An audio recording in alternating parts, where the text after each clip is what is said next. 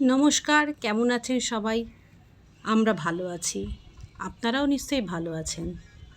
আজকে আমরা একটু অন্য জায়গায় চলে এসেছি বেড়াতে।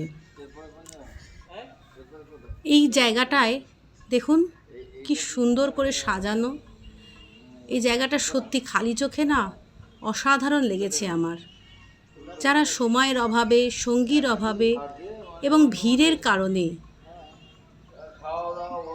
দুর্গাপুজোতে ভালো ভালো প্রতিমাগুলো দেখাতে অসুবিধা বোধ করেন, তাদের জন্যই আজকে আমার এই ভিডিওটা।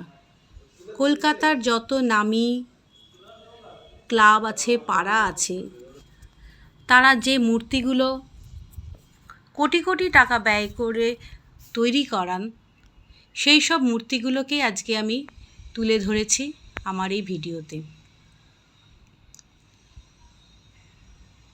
প্রতিটি মূর্তি আরেকজনের থেকে অনেক বেশি আলাদা এবং অভিনবত্বেও একজন আরেকজনকে ছাপিয়ে গেছে। আমি প্রতিমাগুলোর নিচে যে পাড়ার নাম, ক্লাবের নাম অথবা যে সালে এই প্রতিমাটি তৈরি করা হয়েছিল সবগুলোই আমার ক্যামেরাবন্দি করেছি।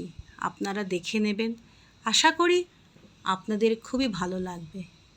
এক একটা প্রতিমা এক একটা মেটেরিয়াল দিয়ে তৈরি করা হয়েছে। একজনের সাথে আরেকজনের কোনো মিল আপনারা পাবেন না।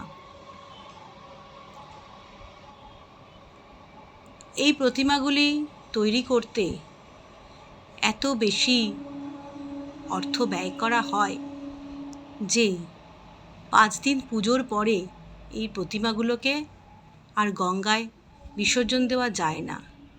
তাই এই প্রতিমাগুলোকে ক্লাবেরা একটি নির্দিষ্ট জায়গায় সংরক্ষিত করে রাখে আমাদের জন্য, যাতে কোনো না কোনো সময় জনগণ সেই প্রতিমাগুলোকে দেখতে পারে, আনন্দ উপভোগ করতে পারে। দেখুন এটা কীরকম জ্বালার মতন করে তৈরি করেছে। আমরা আগেকার দিনে সেই গরমকালে জ্বালায় জল রেখে জল ঠান্ডা করে জল খেতাম। আমার মনে হচ্ছে এটা জ্বালা দিয়েই তৈরি। আমার তো জায়গাটা খুব ভালো লেগেছে। এই জায়গাটা এত ওয়েল মেনটেন্ড এবং যে বলার অপেক্ষায় রাখে না। প্রতিটা মূর্তি দেখুন অসাধারণ। আমার মনে হয় আপনারাও একটু গিয়ে এই মূর্তিগুলো দেখে আসুন, খুব ভালো লাগবে। এখানে প্রায় 14টি দুর্গা প্রতিমা আপনারা দেখতে পাবেন। এছাড়াও এই ঘরের বাইরেও কিছু কিছু আছে, সেগুলো আরও সুন্দর। সেগুলো অবশ্য জল রাখলে, রোদ হাওয়া লাগলে হয়তো নষ্ট হবে না, তাই ওইগুলোকে হয়তো বাইরে রেখেছে। কিন্তু এগুলো হয়তো রোদে বৃষ্টিতে নষ্ট হয়ে যেতে পারে, তাই জন্য এগুলো ঘরের মধ্যে। ঘরটাও অসাধারণ ডেকোরেশন করা ঘরটাতে। এটা হচ্ছে জানবাজারের রানী রাসমণির পাড়ার ঠাকুর। এটা দেখুন, এই ক্লাবগুলোতে দুর্গাপুজোর সময় কি প্রচণ্ড পরিমাণে ভিড় হয়, ঠেলাঠেলি হয়।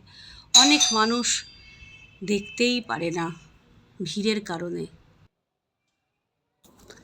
তবে একটা জিনিস লক্ষ্য করলাম যে এখানে ক্লাবের নাম, কোন বছরে প্রতিমাটির পুজো করা হয়েছিল সেগুলো লেখা আছে, কিন্তু প্রতিমাগুলো কি মেটেরিয়াল দিয়ে তৈরি সেইটা কিন্তু লেখা নেই। সেগুলো যদি লেখা থাকতো তাহলে আরেকটু সুবিধা হতো আপনাদেরকে দেখাতে। আপনারাও আরও ভালো করে তাহলে বুঝতে পারতেন কেন এগুলোকে সংরক্ষিত করে রাখা হয়েছে। শুধু কি সৌন্দর্যের কারণে, নাকি অন্য কোনো কারণ আছে যে কারণে এগুলোকে সংরক্ষিত করে রাখা হয়েছে? তবে প্রতিমাগুলো কিন্তু প্রত্যেকটা অসাধারণ। মানে মনে হচ্ছে যেটা দেখছি সেটাই মনে হচ্ছে সেরা।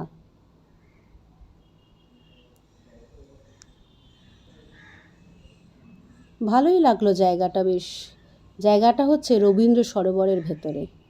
রবীন্দ্র সরোবর যে পার্কটা আছে, ওই পার্কটার ভেতরে 3 নম্বর গেটের কাছে এই মিউজিয়ামটা আছে। আপনারা একটু ঘুরে দেখে আসতে পারেন। আশা করি আপনাদের খুবই ভালো লাগবে। আজকের মতন এইটুকু। টাটা।